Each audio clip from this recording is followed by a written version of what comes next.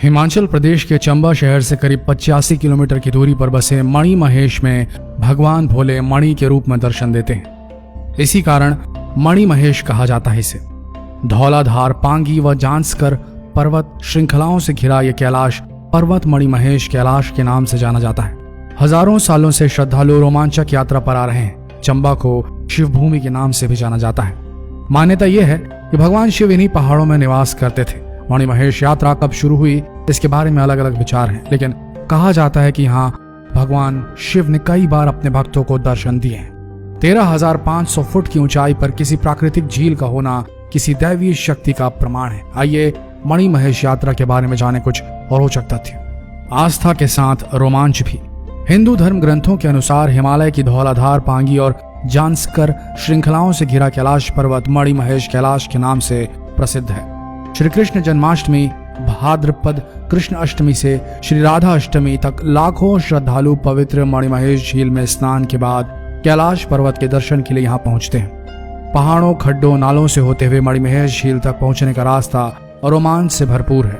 मणि महेश यात्रा को अमरनाथ यात्रा के बराबर माना जाता है। जो लोग अमरनाथ नहीं जा पाते हैं वे मणि महेश झील में पवित्र स्नान के लिए पहुंचते हैं। अब मणि महेश झील तक पहुंचना और भी आसान हो गया है। यात्रा के दौरान भरमौर से गौरी कुंड तक हेलीकॉप्टर की व्यवस्था है और जो लोग पैदल यात्रा करने के शौकीन हैं उनके लिए हड़सर, धनछो, सुंदरासी, गौरी कुंड और मणि महेश झील के आसपास रहने के लिए टेंटों की व्यवस्था भी है।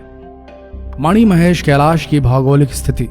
शैव तीर्थ स्थल मणि महेश कैलाश हिमाचल प्रदेश में चंबा जिले के भरमौर में है। मान्यता के अनुसार 550 ईस्वी में भरमौर मरुवंश के राजा मरुवर्मा की राजधानी थी। मणि महेश कैलाश के लिए भी बुद्धिल घाटी, जो भरमौर का भाग है, वहीं से होकर जाना पड़ता है। हड़सर से होती है पैदल यात्रा। हड़सर या हरसर नामक स्थान सड़क का अंतिम पड़ाव है। यहाँ से आगे पहाड़ी रास्तों पर पैदल या घोड़े खच्चरों की सवारी कर ही सफर तय होता है। चंबा, भरमौर और हड़सर तक सड़क बनने से पहले चंबा से ही पैदल यात्रा शुरू हो जाती थी। हड़सर से मणि महेश कैलाश 15 किलोमीटर दूर है। महिलाएं गौरी कुंड में करती हैं स्नान। गौरी कुंड पहुंचने पर प्रथम कैलाश शिखर के दर्शन होते हैं। गौरी कुंड माता गौरी का स्नान स्थल है। यात्रा में आने वाली स्त्रियां यहाँ स्नान करती हैं। यहाँ से 1.5 किलोमीटर की सीधी चढ़ाई के बाद मणि महेश झील पहुंचा जाता है। यह झील चारों ओर से पहाड़ों से घिरी हुई है।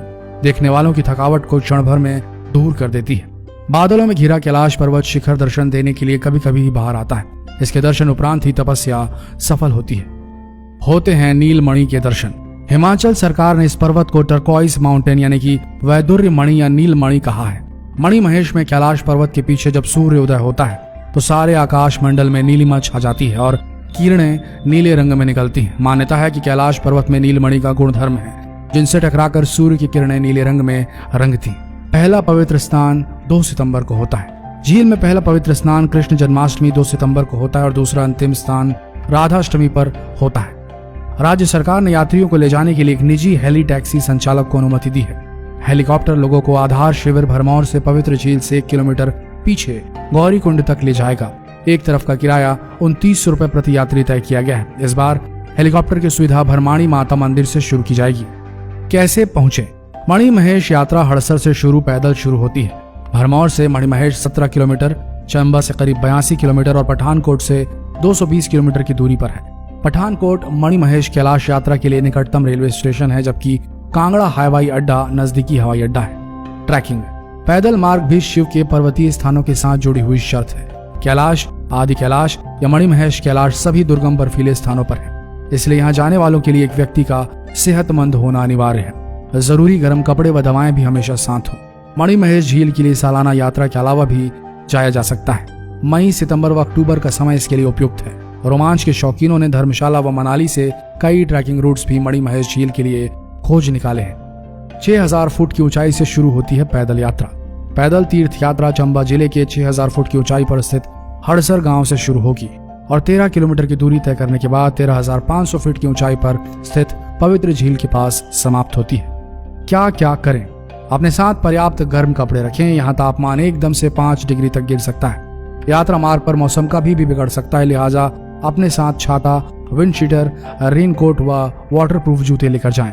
बारिश में सामान गीला न हो इसके लिए कपड़े व अन्य खाने पीने की चीजें वाटरप्रूफ बैग में ही रखें। आपात स्थिति के लिए अपने किसी साथी यात्री का नाम, पता व मोबाइल नंबर लिखकर एक पर्ची अपनी जेब में रखें। अपने साथ पहचान पत्र या ड्राइविंग लाइसेंस या यात्रा पर्ची जरूर रखें। क्या ना करें? जिन क्षेत्रों में चेतावनी सूचना हो वहां ना रुकें। यात्रा मार्ग में काफी उतार चढ़ाव है, इसलिए चप्पल पहनकर यात्रा ना करें। केवल ट्रैकिंग शूज ही पहनकर यात्रा करें।